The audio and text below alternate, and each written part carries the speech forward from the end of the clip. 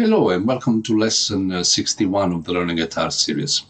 In this particular lesson, we're going to look at the melodic minor, and we're going to look at it from the point of view of the scale first, and we're applying the gauge system to it, and also the 3 notes per string. The way we're going to approach melodic minor and melodic minor modes is going to be pretty much the same as we did when we did the major modes. So we're going to dig into it quite heavily for a few lessons, but I can assure you it's a very, very interesting topic, which is going to expand your vocabulary quite exponentially, like once you add what you already know about major modes. The only difference with when we studied major modes is, if you remember well, we looked at each individual shape, so say shape of E, shape of D, etc. And we delved into in terms of intervals within the shapes and triads, etc., etc. In this case, what we're going to do is slightly different, maybe like organized differently. The content at the end is going to be exactly the same, but we're going to look at first at the actually 5 shapes in terms of fingerings, so we can develop a muscle memory, a photographic memory of them. And then we're going to look at the intervallic studies of all 5 shapes at the same time. So that's going to be quite something. And after that, we're going to look at the harmony and theory behind the melodic minor, so we can understand, like harmonically, how we can derive all the 7 modes out of it. And at that point, we're also going to do the triads within and look at all the chords we can construct, etc., etc. So we're going to go in stages, and the first stage is going to be learning the 5 shapes if you want to use the gauge system, or 3 notes per strings. In the case, is 7 shapes. And I've got also some interesting thing we can look at, and I'll show you in a second. As usual, I would like to thank the Patreon, which are supporting this project, which are basically making it possible. And of course, there is a PDF that comes with this lesson, and usually can be downloaded from the Patreon page. Let's quickly have a look at the PDF before we move on. So here is the PDF, and at this stage, one thing we need to learn, first of all, is melodic minor is a minor scale. We're looking at the first degree, literally, of the modes for melodic minor. And there is a couple of ways you can remember it. The interval of the scale are 1, 2, flat 3, 4, 5, 6, and flat 7. And the underlying chord is a minor major 7 chord, and I'll show it to you in a second. In the PDF, you'll find the fingerings for applied to the gauge system, hence like the shape of E minor, in this case D minor, C minor, A minor, G minor. The equivalent 3 notes per strings. Again, you'll have 7 shapes. And of course, like we also want to look at the chords, so we have the minor minus 7 arpeggios. Again, 5 shapes. And at some point, I'm going to introduce some diagonal playing and this 2 notes per string kind of concept, which gets us close to a pentatonic type of thinking. And also melodic minor scales using diagonal playing. In this case, as you can see, we have kind of 8 shapes, if you want to call it that, but this, we're just covering the entire neck. And that's like, an add-on bonus. I thought of adding in this case. We're going to look at diagonal playing in more details later on, and apply it not only to melodic minor, but we're going to kind of go back to major modes and etc. and look how we can develop also that kind of playing beside gauge system or 3 notes per string. So instead of playing in position, either vertically or horizontally, we can expand the neck diagonally, maybe achieve 3 octaves when we're playing, 3 octaves phrases. So melodic minor. There is 2 ways people tend to think of melodic minor. You can look at it as a Dorian scale with a major 7. So if you remember the Dorian scale's intervals, we were looking at 1, 2, flat 3, 4, 5, 6, flat 7, 8. In other words, we were looking at this, let's say, G Dorian.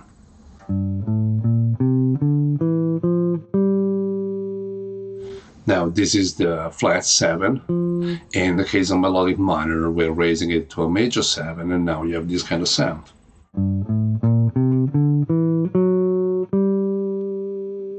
And because the intervals are 1, 2, flat 3, so remember the flat 3, 4, 5, 6, major 7. Now 1, flat 3, 5 is a minor.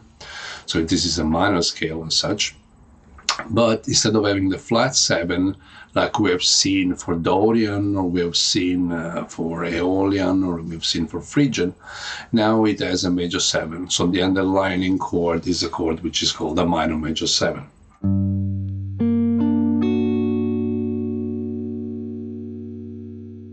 But nevertheless, it's a minor scale. And in the future, we'll see how we can apply it, not necessarily to just minor, major 7 type of chord, but even to minor chord. And of course, we will be introducing some degree of alterations, but it's a pleasant one.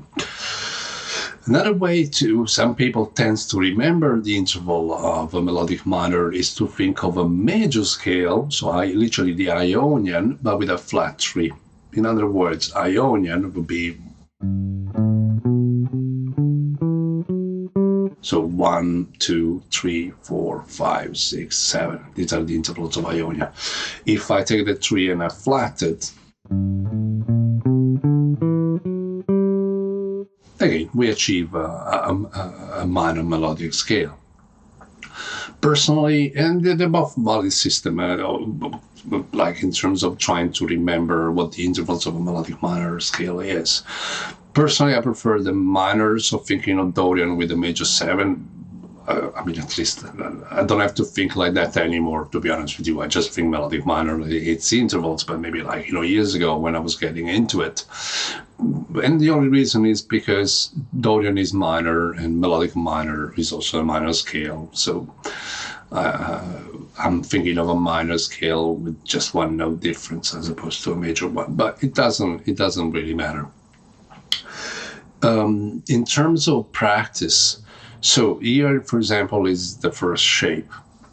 So this is the shape of, I'm doing it in the key of G, so the shape is of E minor, so that's the shape.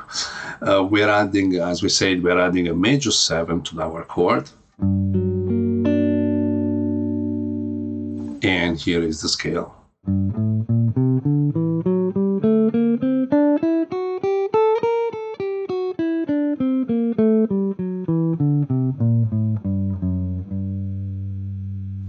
Now, the way you want to practice each individual shape, I'm going to show you on this one, and of course, like there is 4 more for the cage system and 7 for the 3 notes per string. Don't focus on speed. Have the metronome reasonably slow. I mean, like, I don't know, 80, 90 BPM, and play 8 notes. Because what you're trying to build is muscle memory and photographic memory. Speed will come as a result of that muscle memory.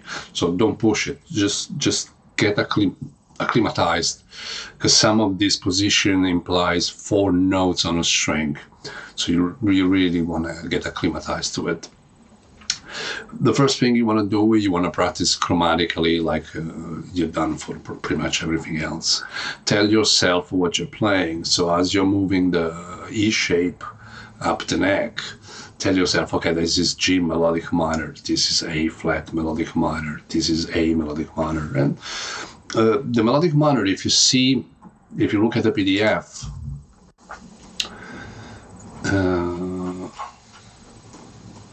so if you look at the shape, this is the shape I'm playing. Theoretically, you can start here from the major 7 because it's available and go all the way to the flat 3. You will find out that from a metronomic point of view, in order to keep things even, you might find more comfortable starting from the root note. Just because metronomically you'll find yourself kind of in a loop. But nevertheless, the note is available. So here is how I practice it.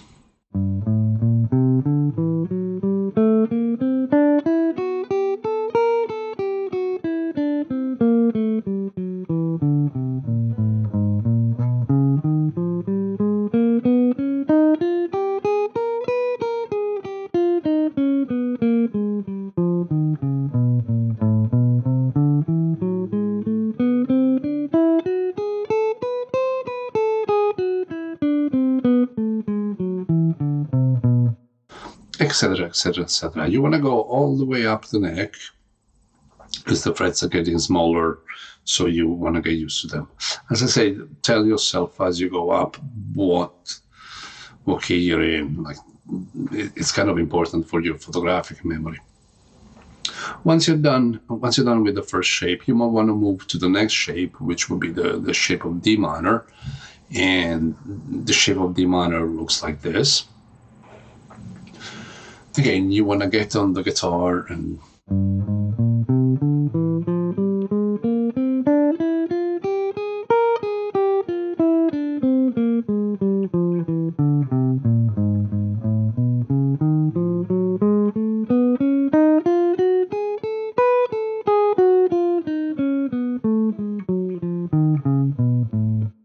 etc., etc. Do this for at least a week, where you're just taking one shape at a time, go up the neck, go down the neck.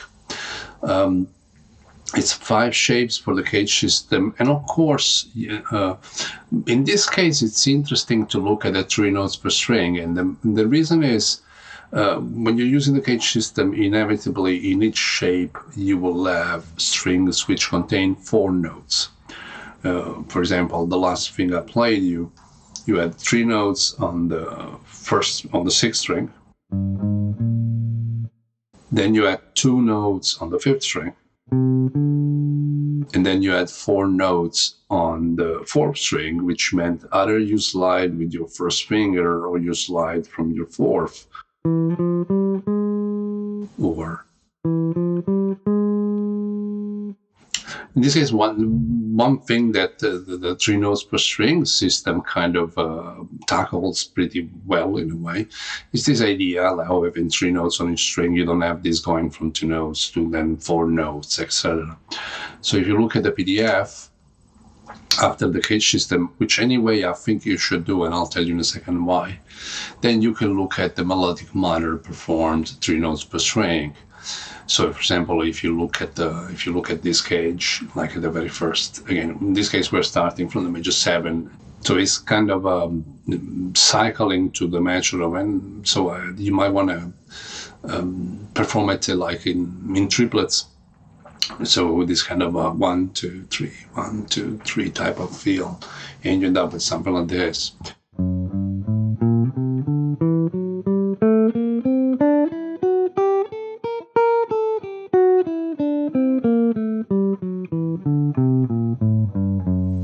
Etc. And again, you go up the neck. Since we're only focusing on the shapes, as I said, 3 weeks should be enough for you to learn all 7 plus 5, 12 ways of performing across the neck a melodic minor scale. The reason I say that do the cage system anyway, even if it might be a little bit more uncomfortable at times, is because from the cage system it's very easy to see also the chord within each shape. And in fact, when you look at the scale, I actually, both for the cage system and the 3 notes per string, in blue, I highlighted some chord shapes. These are minor major 7. In this case, would be, since we're at fret 3, this would be G minor major 7. There are different ways to perform those chords, but in blue, I wanted to highlight some positions. So when you're using the cage system, you can clearly see the chord within the shape. I also highlighted when looking at 3 notes per string, and as you can see, as you move, sometimes the chord is going to be exactly the same. We're not looking at inversions at the moment. Literally, there is, the root note is, always there. So as you can see, you have some common shapes. So in terms of practice, spend maybe at least a week slowly to kind of muscle memorize and these shapes. And say maybe after 1 week, 10 days, you might want to start connecting those shapes. What that means, like pick up one key. So instead of moving chromatically, start from the G, since it's the way it's written on the diagram, and maybe like the day after you do it in A flat, or you literally go a 4th up and you do, say, C. The way you want to do it, once again, it's like, say,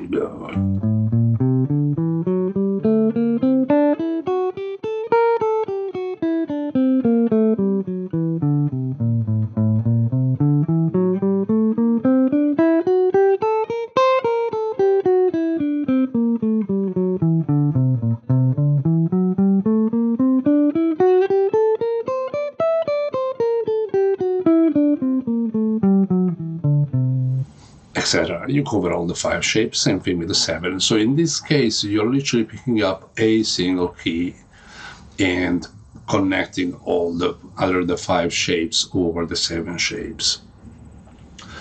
With the arpeggios, you want to do exactly the same thing. So first of all, study each individual minor, major 7 arpeggio, and you move it out chromatically. So maybe today you do the shape of E, tomorrow you do the shape of D, etc. So in 5 days, and these are like 10 minutes, 15 minutes exercises. Hopefully you're spending more time on the guitar and you can probably cover all the 5 shapes in 1 day in terms of arpeggios, and then tomorrow do it again, and then after tomorrow do it again. That's how you create a muscle memory of them. In the case of the arpeggios, again, you could start from the major 7 because it's contained, and you have root note, 3rd, 5th, major 7, root note, 3rd, 5th, major 7, and then flat 3 again. Now, the one thing that you'll notice when it comes to the arpeggios is I left also some white dots. These are optionals or available notes for alternate fingerings. What that means is, let's look at this arpeggio. Let's say I start from the root note, flat 3, 5, flat 7, then root note, flat 3, 5. The flat 7 here might be at times uncomfortable. It's part of the cage system, fair enough. But if you don't mind stretching, you might find playing the major 7 here a little bit more comfortable, because your finger is anchored on fret 3 and doesn't have to do a motion back for this. I'll show you what I mean in a second. So if I play with the major 7 down here, I end up with this. And I have to finger with this finger. I cannot use the barré, or like a tiny barré, because the next note is here. So if I do this, now I can reach it with my first finger. And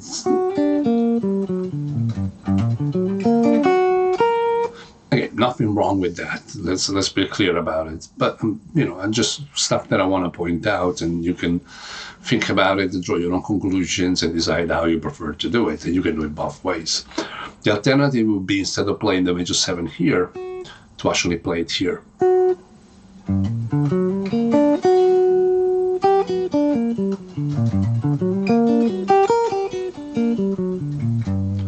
And again, if you don't mind the stretch, you might find that a little bit more comfortable, because now we can use our mini barré kind of thing.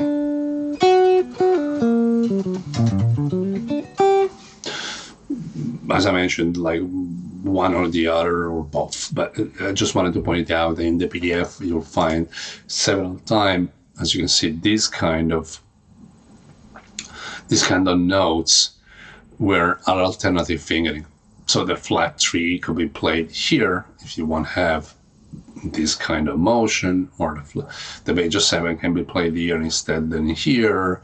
The root note can be played here instead than here. This kind of stuff. And I'll leave that up to you in terms of kind of figure out what you prefer. I mean, it's like, at the end, different people might approach fingerings in different ways, especially depending maybe like what kind of right hand technique you're using in the process. One last concept that I introduced, I didn't talk about this before, and in a way I'm not going to really talk about it now either. It's something that at some point we're going to delve into more details, but it can be interesting to start looking into it in the process of you learning melodic minor. Is the concept of parallel playing, so diagonal playing. Because of the way the guitar is the architecture of the instrument itself. Of course, we know that we can play things vertically, we can play things horizontally, but if you want to think in terms of how the guitar developed in a symmetrical manner, what we know, as a matter of fact, is that if I take any finger pattern, I'm going to take, say, the first 6 notes of an Iorian scale. If I take the same finger pattern and I move it up a tone first, and I go on string 4 and 3, I achieve exactly the same thing an octave higher.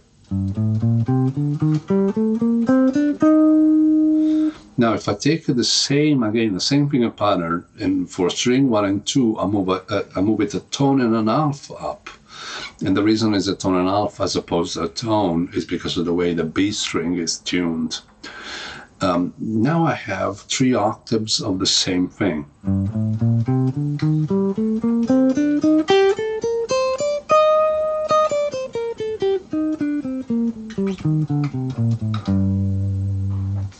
So the guitar moves symmetrically in a diagonal way, where we can take any finger pattern and literally repeat the finger pattern if we move it up a tone on string 3 and 4, and then up a tone and a half on string 1 and 2.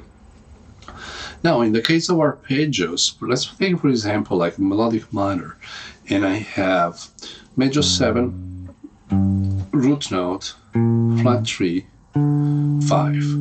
Now I have my arpeggios on 2 notes per string, which is kind of reminds me of pentatonic playing, where it's 2 notes per string. If I take this, use the same fingering, maybe like finger 2, 3, 1, 4. This is like a minor major 7 arpeggio. Does it make sense?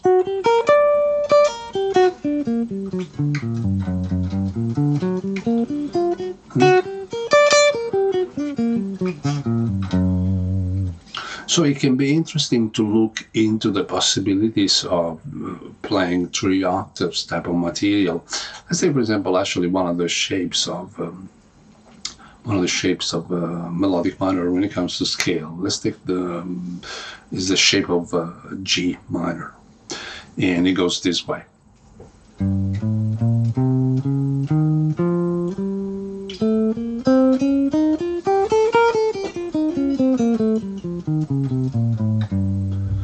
But actually, if I look at the first 7 notes, when I move on the 3rd string, on the 4th string, I can move everything up a tone and repeat the same shape. So 1, 3, 4, 1, 2, 4. 1, 3, 4, 1, 2, 4. 1, 3, 4, 1, 2, 4. In this case, I can play the same thing 3 octaves, kind of repeating myself.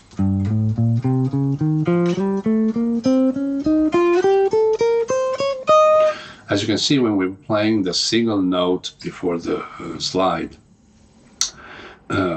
on the 4th string, in the first case, it's still on fret 3 where I started, but when I move on string group 4 and 3, now it's a semitone above. And again, the reason is the tuning of the B string. Some people likes to tune the guitar in 4ths,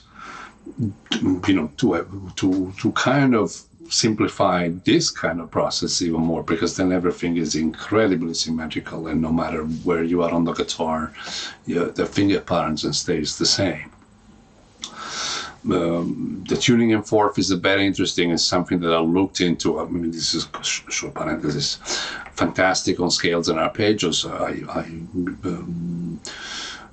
You might want to try at some point. I think what you lose out is bar records for a start. One thing that the tuning the guitar, just the way it is, allows you to play bar records, which becomes kind of like, it doesn't happen when you tune the guitar in 4ths.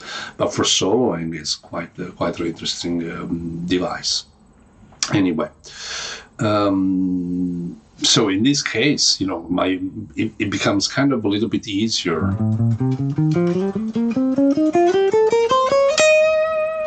and you can develop things over 3 octaves. And that's the reason, as I said, you don't necessarily have to practice it heavily, but I wanted to start to, introduce the concept also diagonal playing and playing 3 octaves. And the same applies to pentatonics, so anything really. It's the way the architecture of the guitar combined with its tuning that allows us to do this.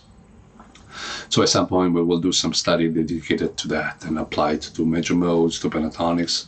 We looked at some diagonal playing when we were doing diminished scales. So I hope this is clear. Just to recap, take each individual shape, go up chromatically, and do all 5 of the cage system and do all 7 of the 3 notes per string. And then take the arpeggio and do the exactly same thing chromatically. Do that for like a week, 10 days. After that, decide a key per day. So I'm gonna do, say, just G and cover the neck, melodic minor. Just G melodic minor using the cage system or using the 3 notes per string. But you're literally developing one key over the neck. Same thing for the arpeggios. And that's pretty much it. If you want to delve into the diagonal playing, start delving into that too. That way, I think in 2 weeks you'll have a muscle memory of all the shapes, and then we can start digging into intervallic playing. We can start doing cooler stuff. But this is a beginning. Again, I'm gonna put a backing track for the advanced Patreon. Maybe I'll do it in A melodic minor. So like the chord is gonna be A minor major 7, maybe 4 or 5 minutes. And of course, once you have some degree of photographic memory of where the notes are, okay, sometimes you just wanna play.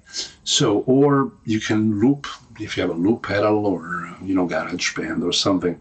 Just loop a minor major 7 chord and play melodic minor on top of it.